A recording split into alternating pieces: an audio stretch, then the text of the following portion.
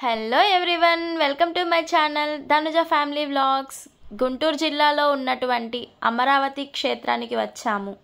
ఆ అమరలింగేశ్వర స్వామిని దర్శించుకోవడానికి.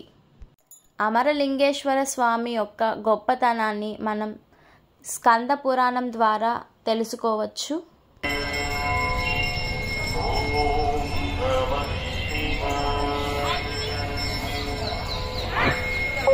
పూర్వం తారకాసురుడు అనే రాక్షసుడు పరమశివుణ్ణి ఆరాధించి తనకి మరణం లేకుండా వరాన్ని పొందుతాడు. ఆ వరం వల్ల తనకి ఎలాంటి ప్రమాదం ఉండదని ఆ తారకాసురుడు అందరి దేవతలను ఎంతో హింసిస్తుంటారు. ఆ హింసను తట్టుకోలేక ఆ దేవతలందరూ పరమశివుని దగ్గరికి వెళ్ళి తమ బాధను వ్యక్తపరుస్తారు. పరమశివుడు తన కుమారుడైన కుమారస్వామితో ఆ రాక్షసుడిని సంహరించమని చెబుతాడు. కుమారస్వామి ఆ రాక్షసునితో యుద్ధం చేయగా ఆ రాక్షసుడికి ఏమీ అవ్వదు. అందువలన కుమారస్వామి తిరిగి శివుని దగ్గరకు వెళ్ళి విషయం అడగగా శివుడు తాను ఇచ్చిన వరం గురించి కుమారస్వామికి చెబుతాడు. ముందు రాక్షసుని మెడలో ఉన్న ఆత్మలింగాన్ని సంధించమని శివుడు కుమారస్వామితో చెబుతాడు.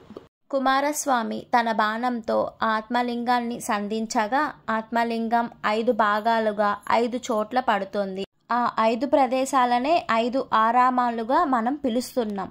అందులో ఒకటి ఈ అమరావతి అమరలింగేశ్వర స్వామి నెలకొన్న అమరారామం. వీటినే పంచారామాలుగా చెబుతారు. ఇక్కడ చూసారా, స్కూల్ పిల్లలు కూడా వచ్చి ఉన్నారు. అమరావతిని దక్షిణ కాశీగా కూడా చెబుతుంటారు. ఇక్కడి శివుణ్ణి ఆ ఇంద్రుడు ప్రతిష్ఠించినట్లు, అలాగే అందరు దేవతలు ఇక్కడ స్వామివారిని పూజించినట్లు తెలుస్తోంది. ఈ ఆలయంలో 15 అడుగుల ఎత్తుగల శివలింగాన్ని దర్శించుకోవచ్చు.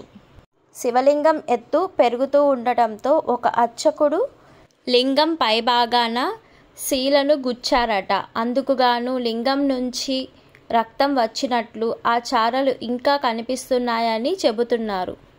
మేము కార్తీక మాసంలో వెళ్ళాము, అందుకే నేను ఉసిరి దీపం వెలిగించాను. ఇక్కడ చూసుకుంటే కార్తీక మాసంలో వెలిగించే కార్తీక దీపం కూడా వెలిగించున్నారు. మీరందరూ కూడా కార్తీక దీపాన్ని దర్శించుకోండి. ఓం నమః శివాయ. వాసిరెడ్డి వెంకటాద్రి నాయుడు గారు ఈ ఆలయాన్ని అభివృద్ధి చేశారు. శ్రీకృష్ణదేవరాయలు ఈ ఆలయాన్ని దర్శించుకోవడానికి వచ్చినప్పుడు తులాభారం తూగి తన బరువుకు సమానమైన బంగారాన్ని పేదవాళ్లకు పంచిపెట్టారని అక్కడి శిలాశాసనాలపై రాసి ఉన్నారు. కృష్ణానదిలో స్నానం చేసి ఆ స్వామివారిని దర్శించుకోవచ్చు. ఈ వీడియో నచ్చినట్లయితే లైక్ చేసి షేర్ చేయండి. అలాగే సబ్స్క్రైబ్ చేసుకోండి.